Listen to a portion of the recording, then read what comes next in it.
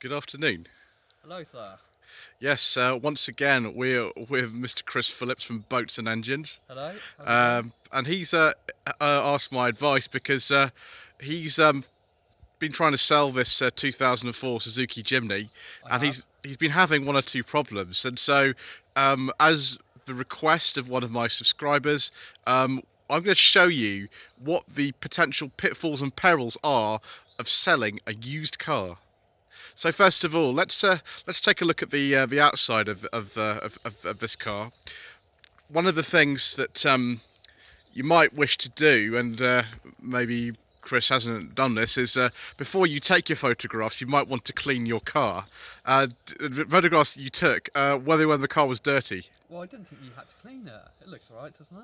Well, I mean, if if you just do a lot of off-roading, which I know you do, I mean, it might be kind of nice, but not everyone has the sort of taste that perhaps you do. So I think I'd recommend cleaning the car before you take the photographs. Okay, that's probably good advice. Yeah, so that's one point.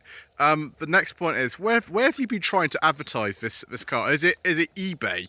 Yeah, I put it on eBay. Yeah. And it did actually sell. Oh yeah. And it's sold twice now, but both times the person hasn't turned up. Oh right. Okay.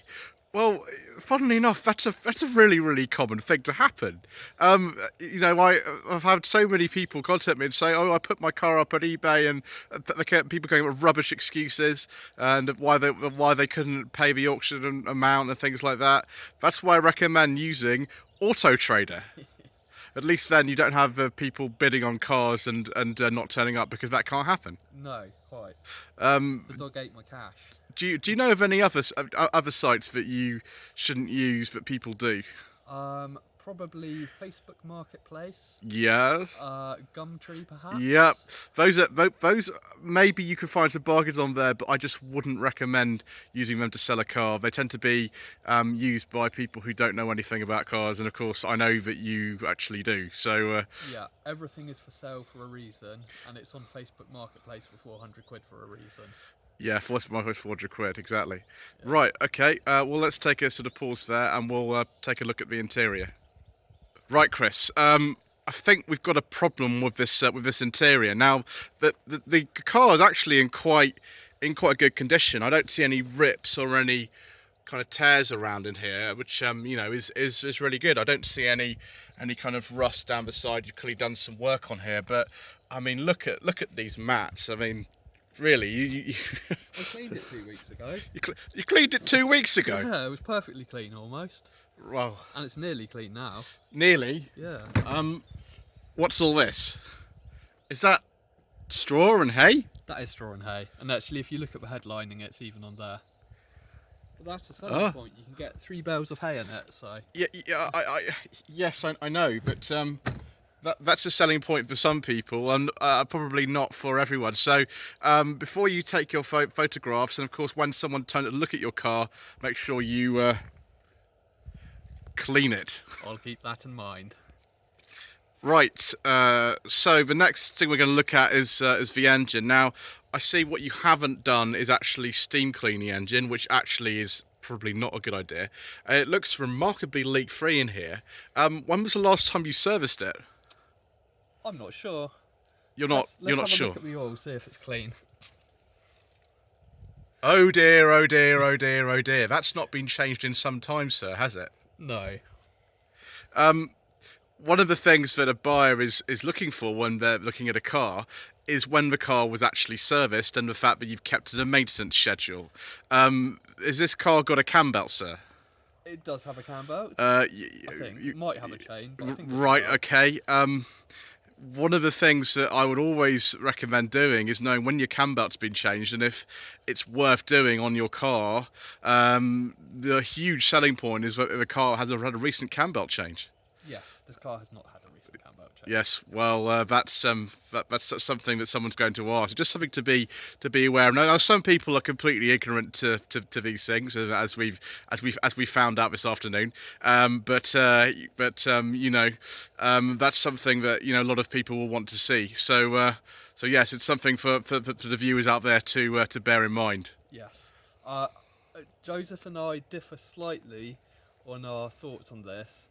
if it's a cheap car, changing a cam belt can be expensive, and in my experience, they don't snap very often.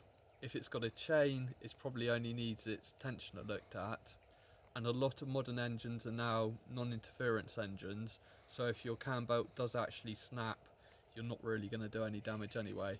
I don't know whether this is or not. I don't know even if it's a chain or a belt. I think it's probably a belt, and it probably does want changing. Well, yes, that's just something to be aware of, and sensible consumer advice, sir. Change it. Change it is the sensible advice. Yeah, that's sensible advice, because as we were just discussing, one of the first clients I ever had, I sourced her a Hyundai, and it was only £800. It wasn't an expensive car, and the cam belt was due, and I said you might look at changing it, and the thing actually went. Yeah. So it does happen. Up to you what you should do, but it's just something that somebody will obviously ask you when they come and look at your car. Yeah, it works both ways. So if you're buying a car, it's a good point to argue the price down, and if you're selling a car, be aware that people are going to use it.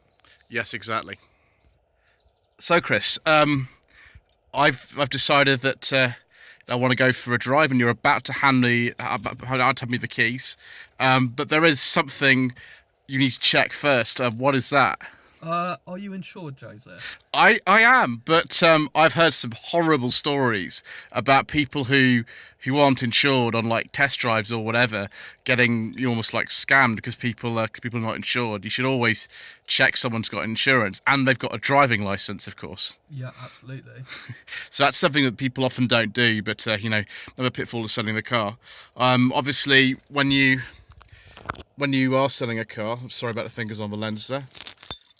You want to make sure that she starts up good and proper, like this one. And clearly, turn that off. Shush. Or you might get demonetised now from the radio. I'm going to get demonetised, and I've got the annoying beeps again. Everyone who's seen my MG ZSEV review. You want to make sure if your car doesn't start that you've got a pretty good reason for that, because that's going to put people off. If they don't just put the key in like that and turn it, that's probably going to put some people off, isn't it? Yeah, so if you've got a poor battery, at least charge it up before. If I'm buying a car, I always like to start it from cold if I can, because then you hear if there's valve train problems, that sort of thing. So before you start it up, it's probably a good idea to look at the engine first. Just put your hand on the rocker cover and make sure it is cold. Because starting a warm car, it will start much nicer than a car from cold. Whereas this did actually just start from cold. Yeah, it started really nicely. I mean, one of the things people actually do like to see is you starting the car from cold like that. Right, well, okay, well that's great. There's one more thing that I want to talk about, but we'll do that outside. So then, you've got, someone who's approached you for Auto Trader. You've made sure that you've got your paperwork together. You've made sure you've got an MOT on the car. That's something to be aware of when the MOT expires, obviously. Yeah. We're not talking about really new cars here, clearly. You've managed to negotiate a price. What is the thing that can now go wrong with you selling a car, do you think, Chris? I think the biggest problem you're going to have is making sure that there's no comeback. Even if you know that at the moment your car is working 100% well, it doesn't mean that in 2 days' time something serious isn't going to go wrong, however good the car is. So you need to protect yourself. As Joseph was telling me earlier, you can actually download from Piston Heads a legal form just to protect yourself, or at the very least write out a receipt and write on it no warranty given or implied and sold as seen. And you need to make it clear you're going to do that before the cash is handed over. Yes, absolutely. I mean, I've heard so many horror stories of kind of this, the eBay one, people not turning up for one of the auctions, a classic one. Another one is, somebody wanting to have the V5 in someone else's name, which you've got to be careful of. But yeah, this is the biggest one of all, with this sort of the way of the comeback. And majority of second-hand cars that you'd be selling privately will be relatively old cars. They won't be nearly new or anything. And so the likelihood is that there are things which are not 100% on them, but then you yourself, being an honest advertiser, would have made sure that you'd noted all the major issues in the car, which is what I think is a good thing to do. If you do that and you write down what the major issues actually are, when the MOT expires, what kind of service history you have on it, it can save a lot of hassle than somebody even turning up. You don't have to go through this kind of thing, and showing if there's like a bit of rust on it, like we've got just there.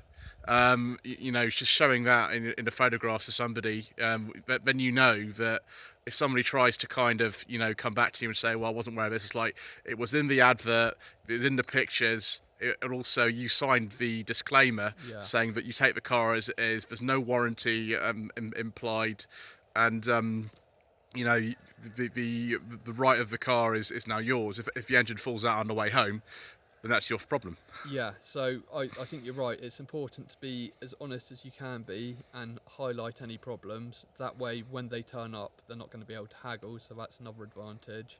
I think it's also important that on your receipt, write the date and time of sale, just in case they drive off and drive through several speed cameras, and it's still potentially in your name. Yeah, that's a huge deal actually, because if you don't, I mean, one of the things you could do that is like electronically submit the V5 straight away, because these days you don't have to post it. You can do it online, which makes it a lot easier. Yeah. And then if you've done that, then the car, there's a record of you having done that, and the car is no longer sort of yours. So you can do that on your phone actually. Yes. And whether they actually tax or insure the car as they leave, that's actually not your problem. No. But it's just a polite thing to do to sort of suggest that they do that, because some people just generally aren't aware of it, are they? No, absolutely not. And also, when you write out the receipt, you need to write 2 receipts, one for yourself, one for the customer, and get them to sign both copies.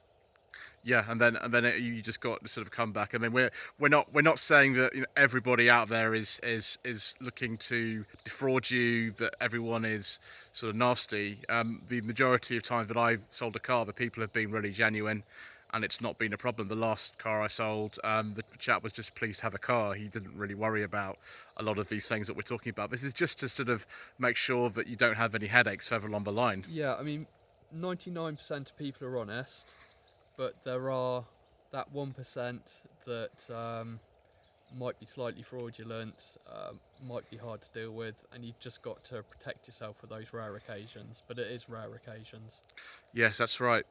Well, thank you for joining us today, Mr. Chris Phillips from Boats and Engines channel. No problem. Yes, of course, this car's not really for sale. It's just we're just doing this for demonstration purposes, clearly.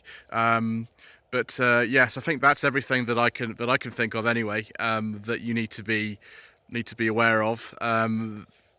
Selling and buying second-hand cars, it can be a lot of fun, it can be very interesting, but it also can be somewhat of a problem if you don't know what you're doing. So hopefully now you do know what you're doing, and do subscribe to the channel, subscribe to Boats and Engines, of course, and there's obviously little somethings over there in the shed which we've done a little walk around the last time we were here, including something else under the cover. And thank you ever so much indeed for watching. My website is www.lloydvehicleconsulting.co.uk. I've also got a Facebook page, it's facebook.com/Lloyd Vehicle Consulting. Thank you ever so much indeed for watching.